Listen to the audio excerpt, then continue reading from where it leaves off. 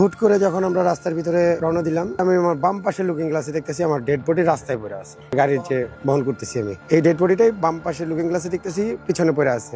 মানে চোখের ইয়েতে তো ভয় তো লাগতেছিল অবশ্যই, যেহেতু আমিও একটু অল্প বয়সে, আমার যে আছে ও একটু অল্প বয়সে, মানে আমরা মানে শখে শখে এটা শুরু করছিলাম। পরে বলতেছি হৃদয় পিছনে তাকাও, পিছনে তাকাও মুখে, আমাকে পিছনে তাকাও। লাস্ট কই আমি গাড়ি ব্রেক দিয়ে দিছি। চারপাশে অন্ধকার, এই পাশে আপনার খালের মতো, এই পাশে একটু জঙ্গলের টাইপের, বাম পাশে নদীর মতো যে খালগুলো থাকে না, মাছ চাষ করে। আমি বলতেছি ডেড বডি তো পিছনে পড়ে গেছে, ব্যাগটা কি লাগাও নাই? ভাই সব লাগানো, আপনি কি করেন?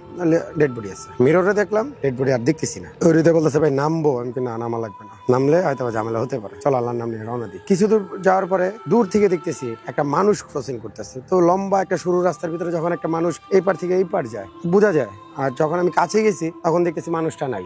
ডান পাশে তাকায় দেখি যে এই পাশেও খাল, এ পাশেও খাল। তো মানুষটা এই পার থেকে এই পার যাওয়ার পরে কোথায় গেল? এটা আপনার মাওয়ার পরে ফরিদপুরের রাস্তার এই ঝামেলাগুলো হচ্ছিল। এটা দেখার পরে হৃদয় দেখছে ভাই একটা মানুষ পার হয়েছে, আমিও দেখছি। হৃদয় বলতেছে ভাই মানুষটা কই গেল?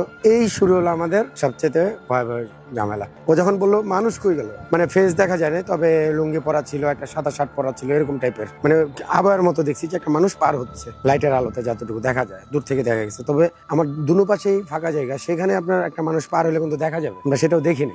আমরা আবার রওনা দিই। এর ভিতরে আমাদের সূরা কালাম যা পড়ার পড়তেছি, আবার আমাদের যে MP3 প্লেয়ার আছে ওটার ভিতরে আমরা আরবি সূরা ছেড়ে দিছি। তখন ভয় পাই নাই বলতে ভুল হবে, তখন ভয় পাইছি। তারপরে ওরকম ভয়টা পাই নাই যে ভয়টা আমরা শেষ ফিনিশিং এ পেয়েছি। রওনা দিই। কিছু দূর যাওয়ার পরে এমন একটা রাস্তার ভিতরে গাড়িটা বন্ধ হয় যা বলার বাইরে। ঠাস করে আপনার সামনের বাম পাশের চাকা ব্রাস্ট হয়ে গেছে। আর সামনের চাকা ব্রাস্ট হওয়া সবচেয়ে গাড়ি কন্ট্রোল করা খুব টাফ। আমি ব্রেকও দিতে পারতেছি না, ব্রেক দিলে গাড়ি পল্টি খেতে পারে। তো আস্তে আস্তে আস্তে আস্তে আস্তে আস্তে ওই স্পিডেই আস্তে আস্তে আস্তে আস্তে ব্রেক হলো গাড়িটা। যখন জক চেঞ্জ করার জন্য বের করছি যে হৃদয় চাকা বের করো। আরেকটা জিনিস বলে, আমাদের অ্যাম্বুলেন্সে কিন্তু দুইটা চাকা থাকে এক্সপায়ার, অনেক সময় তিনটা চাকা অনেকের কাছে থাকে যারা লাশ বাহী গাড়িটা। দুই তিনটা চাকা রাখার উদ্দেশ্য হচ্ছে আমাদের যদি গোসল করে আমরা লাশগুলা নেই তাহলে ভালো, যে ডেড বডিটা গোসল করে উঠাই ভালো, আর যদি গোসল করে না উঠাই একটু রাস্তা সমস্যা করে। যেহেতু আমাদের ফার্স্ট স্টার্টিং আমাদের অ্যাম্বুলেন্স, ওরকম অভিজ্ঞতাও নাই, এটাই ফার্স্ট। আমাদের চাকাটা যখন ব্রাস্ট হয়ে যায় তখন আমরা আস্তে আস্তে আস্তে আস্তে গাড়িটা নিয়ন্ত্রণে নিয়ে আসি। আনার পরে যখন আমি হৃদয়কে বলে হৃদয় চাকা ব্রাস্ট হয়ে গেছে,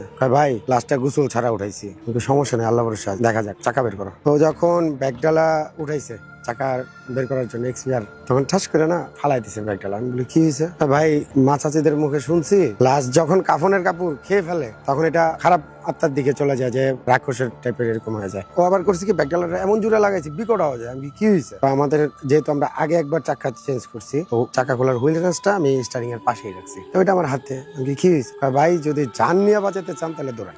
কি হয়েছে আগে কও।